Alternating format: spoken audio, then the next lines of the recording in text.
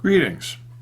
This is Peter, facilitator for Accessible Fellowship's Bible study for those who face barriers or challenges to attending traditional church. So far in this part of our series, we've talked about making choices, we've talked about being adopted by Christ, and about being liberated through Christ. In the week coming up, we'll be talking about being identified with Christ.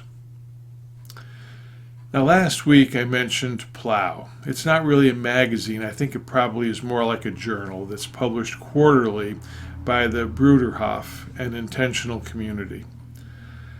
The current issue, as I mentioned, is on the topic of freedom.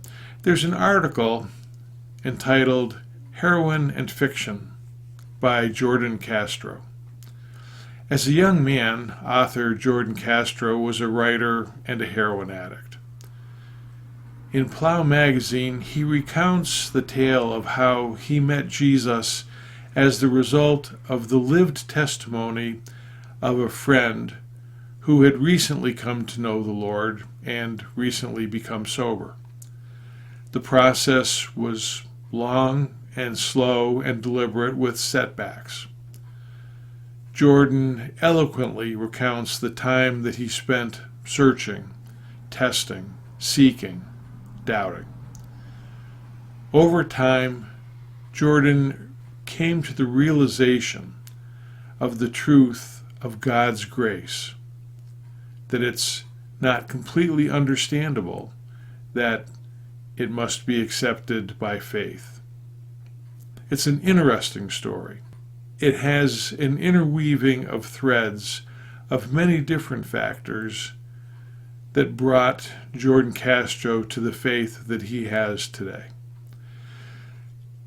The factor that relates most closely to our lesson is the factor of the relationships that Castro enjoyed. It's the story of successive relationships with people who walked the walk and showed their love to others, showed their love to Jordan. It is relationships that spread the gospel. There are plenty of verses about spreading the gospel through the work of foreign missions, through the work of local ministries, through evangelical tent meetings, but they almost always come back to personal relationships. We often hear 1 Peter 3:15 quoted. Peter says, "Always be prepared to give an answer to everyone who asks you to give the reason for the hope that you have."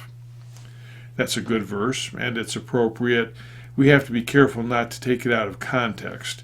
Peter is talking about how to respond to criticisms or attacks based on faith.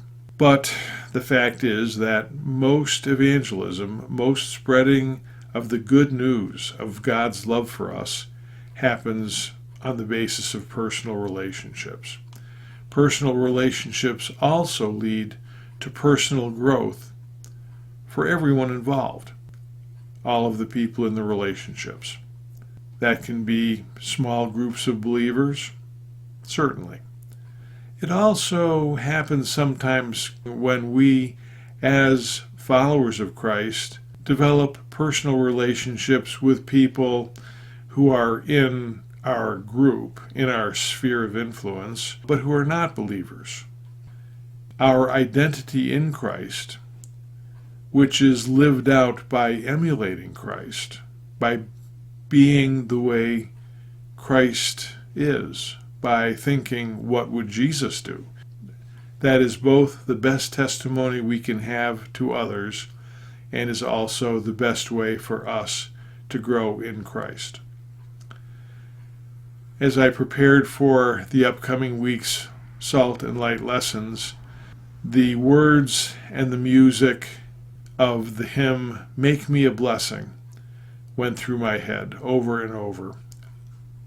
I did some quick internet research and came across a version that I've listened to before, presented by the Bangalore Men's Ensemble, and I've posted a link to that below for your edification. Thanks for being here today. Have a good weekend, a good Lord's Day, and have a good week next week.